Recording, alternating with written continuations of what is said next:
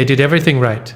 By the logic of moving on, by the conventional script of someone who has decided that a connection is behind them, and the healthy thing is to build distance and fill the space with new things, and demonstrate through the visible momentum of a life in forward motion that the chapter is closed and the next one is already being written. They did all of it. They threw themselves into the things that moving on is supposed to require: the busyness, the social engagement, the deliberate construction of a daily life that had enough texture and enough forward movement to keep the attention adequately occupied. They may have pursued other connections, may have allowed other people into the spaces that you once occupied, not necessarily with the full investment that genuine connection requires, but with enough engagement to confirm to themselves and to anyone watching that the forward motion was real. They told themselves the story that people tell when they are moving on, that the connection was real, but it ran its course, that the dynamic was complicated in ways that made the continuation of it unworkable, that the distance was healthy, that time and forward motion would do what time and forward motion are always supposed to do: deposit the past into the past, where it can be acknowledged as significant without remaining as the primary variable of the present. They believed the story, or they almost believed it, or they performed the believing of it well enough that the performance began to feel like the reality. And then something happened, something small usually, something that should not have had the power it had. A specific psalm, or a particular quality of afternoon light, or a random and entirely unpredictable collision between ordinary sensory experience and the specific deeply encoded memory of you. And the whole architecture of the moving on revealed itself to be exactly what it was: a performance, a construction, a careful and increasingly effortful maintenance of the appearance of having moved forward while the actual interior experience was doing something entirely different. Something they had not expected and were not prepared for, and could not, once it became undeniable, continue to manage into invisibility. Your absence broke them. Not dramatically, not in the crisis level, cannot function way that the word broken sometimes suggests. In the specific, private, deeply honest way of someone whose defended architecture finally encountered something it could not adequately contain. And understanding what that breaking actually is, what it reveals, what it means, what it does and does not signify, is what this conversation is about. The first thing to establish, with the clarity and the care the subject requires, is what the breaking is not. It is not evidence that they have changed. The experience of being broken by someone's absence, of finding that the moving on was not working, that the constructed forward motion was not producing the expected detachment, that the person you left or the connection you stepped away from is persistently, insistently, irrevocably present in the interior experience, regardless of the external arrangements you have made to the contrary. This experience is significant and genuine and psychologically important, and it is not on its own evidence of change. It is evidence of feeling, of the specific, real, undeniable depth of feeling that was always present and that the moving on was attempting to manage rather than process. Feeling and change are not the same thing. The avoidant who is broken by your absence is feeling something true. They are not necessarily doing anything different about the patterns that produce the dynamic that produced the absence in the first place. The breaking is the accurate perception, finally undeniable, of the depth of their own feeling. It is not automatically the willingness to address what that feeling requires of them in order to be expressed in a way that could actually sustain a relationship. Hold this distinction. It will matter throughout everything that follows. What does it mean, psychologically, for an avoidant to have tried to move on? What is the internal experience of that attempt? And why does it fail in the specific way that your absence tends to make it fail? For someone whose attachment style is organized around the management of closeness rather than the direct experience of it. For most people, moving on involves the gradual, painful, real processing of the loss, the honest sitting with the grief, the allowing of the full weight of the ending to land and be felt and move through the stages that genuine grief moves through when it is not being managed around. This process is not comfortable, and it is not quick, and it does not feel productive while it is occurring. But it is real, and because it is real, it actually moves. The grief progresses, the weight gradually shifts. The person who is the primary variable of the interior experience gradually becomes a memory, present, significant, honored, rather than an active, ongoing, constantly pressing preoccupation. The avoidant does not move on this way, cannot in most cases move on this way, because moving on this way requires staying with the full weight of the feeling rather than managing it, requires the sustained, undefended, direct experience of grief in all its specific and personal weight. And the avoidance defensive architecture, built precisely to prevent the sustained, undefended, direct experience of difficult feeling, intercepts the grief before it can complete its natural process, roots it, compresses it, manages it into something that is tolerable on a daily basis, but that has not actually been processed, that is being held in compression rather than being allowed to move. And compressed grief does not move. It accumulates, it waits in the specific, pressurized way of something that has been managed rather than metabolized. And the managing, the busyness, the new engagements, the deliberate construction of forward motion requires ongoing energy to maintain. The compression requires active maintenance. The lid must be kept on. The management strategies must be continuously deployed. And the ongoing energy required for this maintenance is not available for the genuine living of the life that the moving on was supposed to enable.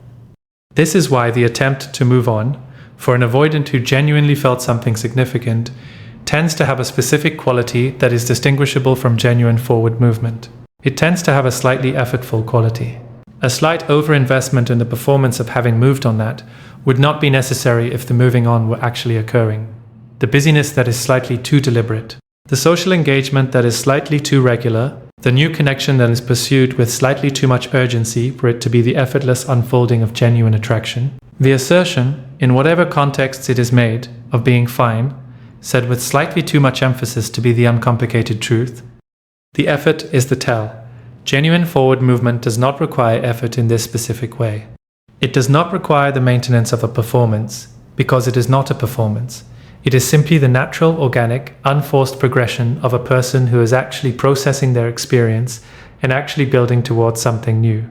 The performing of moving on, the constructed, maintained, effort-requiring simulation of forward movement, is the avoidance management strategy applied to the specific challenge of a connection whose depth is proving incompatible with the management approach.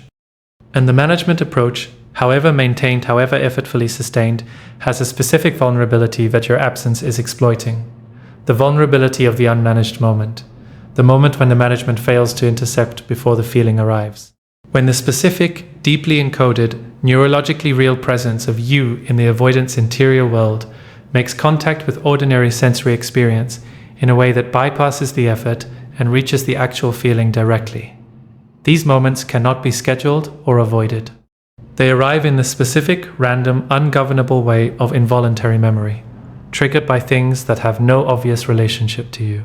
By the quality of a particular light, or the temperature of a specific kind of afternoon, or a song that was playing in the background of a moment between you that neither of you designated as significant, but that was apparently encoded at a depth that the moving on was never going to reach. And in these moments, brief, unannounced, entirely outside the management strategy's jurisdiction, the compression releases. The lid comes off. The full, actual, not yet processed weight of what was felt and what was lost, and what the moving on has been working very hard not to fully acknowledge, arrives. And it does not feel like a moment. It feels like everything. The breaking is this. It is the avoidance recognition in the unmanaged moment that the moving on was not working in the specific way that actually matters. Not working in the sense of producing genuine resolution. Not working in the sense of reducing the actual presence of you in their interior experience. Not working in the sense that the continued direction of the forward motion was going to eventually produce the detachment that detachment is supposed to produce. The performance of moving on was working. The reality of moving on was not. And the gap between the performance and the reality, which has been present since the beginning of the attempt, which has been the specific, ongoing, energy-consuming effort of maintaining the management strategy, suddenly collapses in the unmanaged moment. And the avoidant is left in the specific, private, disorienting experience of someone who constructed a story about where they were and has just been shown, by quality of afternoon light or a particular song, that the story was not where they actually were. They were here the whole time, in the feeling, in the unprocessed weight of it, behind the management strategy, in the compressed, held, not allowed to move grief of something that genuinely mattered and was not genuinely processed, and has been waiting with the patient, enormous specific patience of genuine feeling for the management to fail so that it could finally be what it is. What the breaking feels like from inside the avoidance experience is worth examining because it is specific, and because understanding it illuminates what is actually happening on their side of your absence in ways that have practical relevance for understanding the situation you are in. The breaking does not feel like grief initially, not in the clean, identifiable way of someone who knows they are grieving and can name the grief as such, and orient towards its processing as the appropriate response. It feels more diffuse than that, more confusing, more difficult to locate in any single addressable feeling. It feels like a persistent wrongness, a specific, low-level, always present quality of something being not right, that the ordinary activities and engagements of the constructed forward motion are not touching, that the busyness is not resolving, that the new engagements are not addressing, that the performance of fine is increasingly effortful to maintain because the gap between the performance and the actual quality of the interior experience is widening rather than closing. It feels like the specific, insistent presence of you in thoughts that were supposed to have moved on. Not intrusive thoughts in the clinical sense, not unwanted, distressing, ego-dystonic intrusions. The specific, almost gentle, entirely involuntary quality of your presence appearing in the corners of ordinary experience. In the completion of a thought that turns in your direction. In the observation of something that automatically routes toward the question of what you would make of it. In the reaching of attention towards something and finding, in the finding, that the something is you, that the attention has been going to you, quietly and without announcement, even in the middle of the deliberate construction of a life that was supposed to have moved past you. And it feels, eventually, like the specific exhaustion of maintaining the effort, the particular tiredness of someone who has been performing for long enough that the performance is costing more than the reality it was attempting to avoid was going to cost. The recognition that the management strategy is consuming more energy than it is saving, that the price of not processing is becoming higher than the price of processing would have been. That the moving on, in the form it has been taking, is not sustainable because it is not genuine, and the not genuine requires ongoing effort that the sustainable does not. The breaking, understood this way, is not a collapse. It is an honest revelation, the honest revelation of what was actually present the whole time beneath the management. The genuine feeling that the attempt to move on was attempting to manage rather than to honor. The specific, real, consequential depth of what you meant, and what the connection was, and what the absence of it is actually costing in the interior experience, where the performance is not maintained and the honest accounting is always running. And what was present the whole time beneath the management is significant. Not comfortable, not flattering to the avoidant in the sense of demonstrating admirable relational behavior, but significant, genuinely significant. The kind of significant that only genuine feeling produces. The kind that does not respond to management, that persists through performance, that arrives in unmanaged moments with the full, specific, undiminished weight of something that was never actually resolved. That is the breaking. The honest weight, finally arriving in full, of the genuine feeling that the moving on was never going to be adequate to.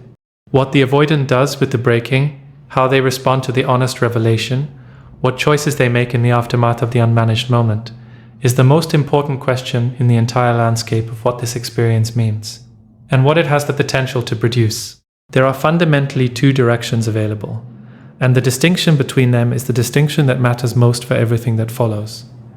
The first direction is the management of the breaking, the re-engagement of the defensive architecture after the unmanaged moment has passed, the recompression of the feeling into something tolerable, the recommitment to the performance of moving on, now perhaps with a slightly more honest acknowledgement of the effort it requires, but without the fundamental change in approach that the honest revelation was pointing toward. The filing of the breaking as a difficult moment that was survived and can now be moved past, with the specific understanding that past, in this context, means managed to a tolerable level rather than actually processed. This direction is the one the avoidance patterns most naturally produce. It is the direction the defensive architecture was built to take. It is the path of least resistance for someone whose default response to the arrival of overwhelming feeling is the reassertion of the management strategy that has always eventually produced a degree of relief from the feeling's immediate pressure. The second direction is the allowing of the breaking to be what it is, the staying with the honest revelation rather than immediately reaching for the management, the letting of the full weight of the feeling land without the compression, the choosing actively against the pull of the defensive architecture, to allow the unmanaged moment to expand rather than to be contained, to follow the feeling to wherever it actually leads rather than redirecting it toward the most immediately available comfortable position. This direction is harder. It requires the specific, costly, often deeply uncomfortable willingness to be in the genuine experience of loss and love and regret, and the honest accounting of what happened and what it cost and what the patterns contributed to the cost. Without the management, without the performance, without the specific avoidant characteristic routing of difficult feeling through channels that keep it from being too directly felt. But this direction is where the breaking produces something other than the temporary disruption of the equilibrium, where it produces the genuine architectural, behaviorally visible change that the breaking was always pointing toward. Where the honest revelation becomes the honest reckoning, and the honest reckoning becomes the beginning of the honest change. Your absence is not the cause of the breaking. Your absence is the context in which the breaking was able to occur. The cause is the genuine feeling that was always present and was never adequately processed and was being managed through an effort that finally, in the specific vulnerability of the unmanaged moment, ran out of the resources required to maintain it.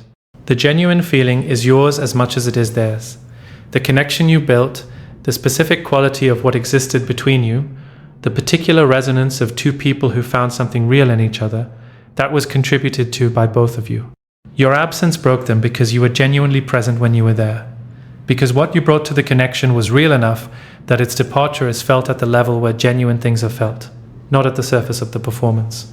In the interior, in the unmanaged moment, in the quality of afternoon light that routes directly to the specific, undiminished, never actually resolved experience of what it was like when you were there. That reaching of the unmanaged moment toward you is the most honest testimony available to your value and to the realness of what existed. It is not the testimony of a person who has assessed the situation and arrived at a considered conclusion. It is the testimony of the body, of the nervous system, of the automatic, involuntary, cannot be managed processes that operate below the level of the considered conclusion. It is the most honest form of acknowledgement available, and it is acknowledgement of you, of what you brought, of what your presence in the connection was actually worth.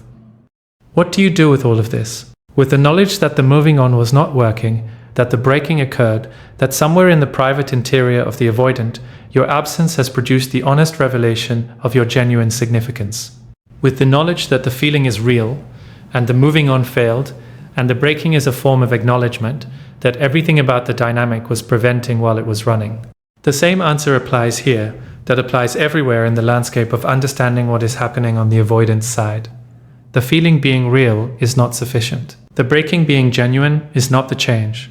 The honest revelation of depth is the raw material from which change can be built. It is necessary, it is significant, it matters, but it is not the building itself. What matters from your position is not whether the breaking occurred, it is what the breaking produced in terms of behavioral, over time, instance-level evidence of someone who is actually doing something different. Someone whose encounter with the honest revelation of their own feeling led them through the second direction rather than the first. Who did not recompress but allowed the weight to land. Who did not recommit to the performance but allowed the performance to reveal itself as the performance it was, and chose, from the honest place that the revelation produced, to engage differently. That evidence is behavioral. It is visible, it is distinct from the feeling that the breaking revealed. It arrives as the reaching that carries honest accountability rather than urgency. As the presence in the ordinary moments rather than only in the activated moments of potential loss. As the repair made in time. As the Tuesday showing up. As the acknowledgement of your value while you are present rather than only in the unmanaged moments of your absence. If the breaking produced the second direction, that evidence will be available, imperfect, effortful, with all the specific awkwardness of genuine change against the resistance of deeply grooved patterns. But present, real, pointing somewhere genuinely different. If the breaking produced the first direction, the recompression, the recommitment to the performance, the management of the honest revelation back to a tolerable level, that too will be visible. In the absence of the behavioral evidence. In the return of the surface composure without the changed depth beneath it. In the warmth that does not carry the specific weight of honest reckoning. In the reaching that wants the comfortable configuration without the work of building something genuinely different. You will know the difference. Your perception is accurate. It was accurate throughout the dynamic, and it remains accurate now. The knowledge of the difference between genuine change and managed return is available to you in the specific, clear, embodied way of someone who has been paying close attention for long enough to know what the real thing feels like as distinct from the performed thing. Trust the knowing. The breaking that your absence produced is real, and it matters, not as a reason to return to something that has not fundamentally changed, as the honest, undeniable, finally arrived evidence of what you were always worth. Of the specific, genuine, real, and consequential significance of your presence in the life of someone whose patterns kept that significance from being adequately expressed while you were there to receive the expression. The breaking is the acknowledgement the dynamic never gave you while it was running. The testimony of the unmanaged moment. The honest weight of the genuine feeling, arriving finally and completely, in the only way that the avoidance architecture was ever going to allow it to fully arrive, through the absence that removed the management's ability to keep it contained. It arrived too late to change what the dynamic was. It is not too late for it to change what comes after, for the avoidant if they choose the second direction. For you, as the confirmation of what you always were and always deserve to be seen as, for whatever comes next, whether that is this connection in a genuinely different form or something else entirely, built on the honest, clear, permanent knowledge of your own worth. The breaking confirmed the value. The value was always there. Now you both know it. What each of you does with the knowing is the only remaining question. And the answering of it, for both of you, separately, in the specific directions your separate journeys require, is already underway. Has been underway since the absence began. Is continuing now, toward wherever the honest living of the truth of what you are worth ultimately leads, which is somewhere better than where the dynamic was, for both of you, separately, or together if the evidence eventually supports it. But somewhere better. That is where the breaking, honestly allowed, always points. Somewhere genuinely better than the performance of being fine. Somewhere better is not a vague destination, it is specific. It has texture and weight and the particular quality of something that is built rather than found. Built from the honest materials of what the experience produced. The clarity, the self-knowledge, the accurate perception of your own worth and what adequate love looks like, rather than from the hope that the next version of the same dynamic will deliver something the previous versions did not. The avoidant tried to move on and was broken by your absence. That is a true thing, psychologically coherent, genuinely significant, worth understanding. And the understanding of it does not obligate you to anything, does not require you to be available to the return if it comes, does not require you to soften the standards that the experience of the dynamic established as the minimum, does not require you to treat the breaking as the accountability that the dynamic itself never provided. The breaking is not accountability. This needs to be said directly because the emotional logic of the situation can blur the distinction. When someone is broken by your absence, when the private, genuine, unmanaged weight of losing you finally arrives in a form they cannot contain, it can feel from the outside like the equivalent of the reckoning the dynamic was always requiring, like the acknowledgement you were owed, like the honest recognition of your value that the daily running of the dynamic consistently failed to produce. It is not the same thing. The breaking is private, it is interior. It is the honest feeling finally exceeding the management capacity.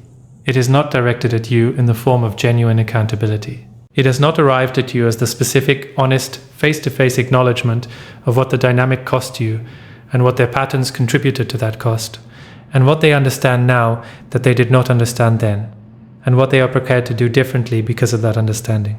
The breaking happened to them. The accountability would be something they bring to you. These are different events. The first can occur without the second. Frequently does. The grief of losing someone is not automatically accompanied by the willingness to be genuinely accountable for what contributed to the losing. People can feel the full weight of a loss and still not do the honest work of understanding their role in producing the conditions that made the loss necessary. What genuine accountability looks like when it follows the breaking has been described in various forms throughout this conversation, but deserves a direct, consolidated statement here because it is the most practically important thing in the entire landscape of what the breaking means for your actual decisions. Genuine accountability arrives with specificity. Not the general "I know I hurt you" form of acknowledgement that functions as a checkbox rather than a genuine reckoning. The specific form, that names what happened. That identifies the particular patterns that produced the particular damage. That demonstrates through the specificity of the naming that the honest reflection has actually occurred at the level of the instance, rather than the level of the abstract. That the avoidant has actually sat with the history and seen it clearly, rather than acknowledging its general shape from the safety of sufficient distance. Genuine accountability tolerates your response. It does not arrive and then immediately need to be received in a particular way in order to sustain its own momentum. It does not require your immediate forgiveness or your warmth, or your indication that the acknowledgement landed as the relief the avoidant may be hoping it provides. It stays in the discomfort of being accountable even when the receiving of the accountability is complicated by the legitimate pain of the person receiving it.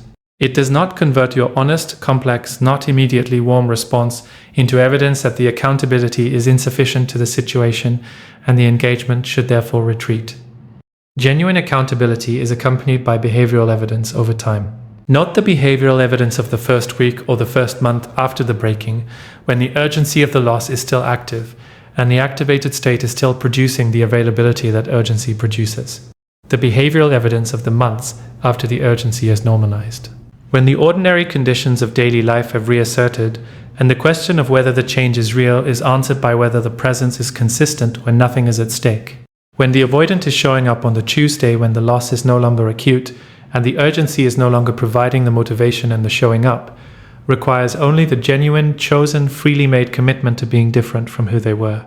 That evidence, specific, consistent, ordinary conditions evidence over time, is the only reliable indicator of whether the breaking produced the second direction or whether it produced the managed return. And it is the only thing worth treating as the answer to the question of whether what the breaking revealed is something that can be built on. There is something worth addressing directly about the specific emotional experience of knowing that the avoidant tried to move on and was broken by your absence.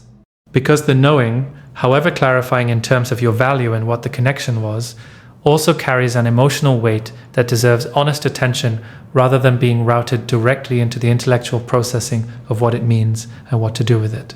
It is painful, in a specific way, not the straightforward pain of loss or betrayal. The complicated, conflicted, hard-to-name pain of someone who loves a person and is hurt by them, and finds, in learning that the person is broken by their absence, a complicated mixture of things that do not resolve into a single clean feeling. There is the confirmation that the love was real, which is something, which matters, which is not nothing after the specific grinding daily experience of loving in a dynamic that consistently made the love feel inadequately received. There is the grief of the timing, the specific, aching, not quite anger and not quite sadness, of recognizing that the acknowledgement of your value arrived in the form most unavailable to you. Not as the daily present while you were there to receive it acknowledgement that the dynamic was always requiring, as the private interior managed into the breaking acknowledgement of someone alone in the aftermath of your departure. The recognition came, just not while it would have changed anything. There is the pull.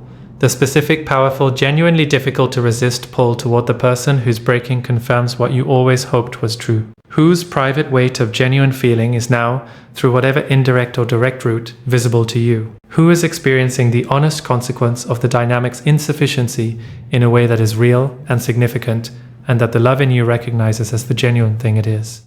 All of these are present simultaneously. The confirmation and the grief of timing and the pull, and none of them produces a clean answer to the question of what to do, because the confirmation does not obligate. The grief of timing does not demand return. The pull is real, and is not the same as wisdom. Sitting with the complicated mixture, without immediately resolving it into action, is one of the more demanding things available in this situation.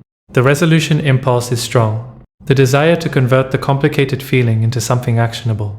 Either the definitive closing of the door or the opening of it in response to the pull is natural and understandable, and not always the right move in the immediate aftermath of learning something that requires genuine processing before it can produce genuinely good decisions. The complicated feeling deserves time, the kind of time that allows the initial intensity of each of its components to settle into a more stable configuration before the configuration is used as the basis for consequential decisions. The confirmation can be honored without immediately becoming the reason to return. The grief of timing can be felt without immediately becoming the reason to close the door permanently. The pull can be acknowledged without immediately being followed. The honest, clear, fully informed decision about what to do, if a decision is required at all rather than simply the continuation of the life you are building, is available from the still, clear, honest middle of this that has been referenced before. The place that is not the acute confirmation of value, or the acute grief of timing, or the acute pull, The place that holds all three without being moved primarily by any single one. That can see the full picture. That has access to the complete accounting of what the dynamic was, and what it cost, and what the breaking reveals, and what it does not yet prove, and what evidence would be required to make the return something other than the same story with a more emotionally compelling opening. That place is not always immediately accessible. It requires the time and the space and the honest internal work of processing each component of the complicated feeling before the composite of all of them can be seen clearly. And it is worth taking the time, worth insisting on the space, worth doing the processing before the decision rather than allowing the intensity of the initial components to produce the decision by momentum. Here is something that the whole arc of this conversation, from the first acknowledgement of the avoidance attempt to move on through the psychology of the breaking and the question of what it produces, has been building toward, and that deserves to be stated plainly before it concludes. The fact that the avoidant was broken by your absence is not the most important information in this situation. It is significant information, it is accurate and worth understanding, but it is not the most important thing. The most important thing is what you are building in the absence, not what your absence is producing in them, what it is producing in you. That is always the most important thing, not because their experience is irrelevant, but because their experience is not yours to manage, and not yours to organize your decisions around, and not yours to make the primary variable of a situation that has, at its actual center, your life and your healing, and the specific, forward-moving, genuinely worth investing in project of becoming the fullest available version of yourself in the aftermath of something that asked more of you than it returned. What are you building in the days of the absence? In the quiet that the dynamic is no longer filling, in the bandwidth that has been reclaimed from the monitoring and the managing and the absorbing, in the attention that is, incrementally and genuinely, finding its way back to its actual home, which is your own interior, your own becoming, your own life, moving, belonging to you, requiring nothing from the avoidance breaking or returning, or changing or staying the same, to be real and valuable and worth full investment. That building is the answer to the question the breaking raises, not the answer of whether to return or not to return, the answer to the question of what this whole experience was for, what it produced, what it deposited in you that you carry forward, regardless of what the avoidant does with the breaking. It produced clarity, it produced the honest assessment of your own worth that the dynamic was always preventing. It produced the specific, experientially grounded knowledge of what adequate love requires, and what it does not look like, and what you will and will not accept as the terms of your emotional investment going forward. It produced the version of yourself that exists when the dynamic is not running. The version that has the full use of its own attention, and its own perception, and its own genuine, unqualified, not produced sense of what it deserves. That version is the most important outcome of the entire arc. Not what the breaking revealed about the avoidant, what the absence revealed about you. And what it revealed is this: that you are someone whose presence in a connection is significant enough that its absence breaks the person who undervalued it. That your love is real enough and specific enough and genuinely extraordinary enough to persist in the interior of a defended person through the full effort of a managed attempt to move past it. That what you bring to the people you love is not ordinary and is not small and is not adequately described by any accounting that failed to honor it while it was present. You are that. Have always been that. Were that during the entirety of the dynamic, even when the dynamic structure prevented the being that from being adequately seen and acknowledged. The breaking confirmed it. Your own honest accounting of yourself confirms it.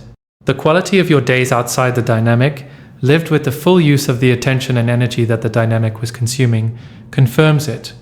You are worth the breaking that your absence produced. You are always worth more than the dynamic was giving you. And the life you are building, quietly, daily, in the ordinary and the unglamorous, and the genuinely forward-moving direction of someone who finally, completely chose themselves. That life is the most honest possible response to everything the dynamic was, and everything it cost, and everything the breaking confirms about what you are worth. Build it well, you have everything you need.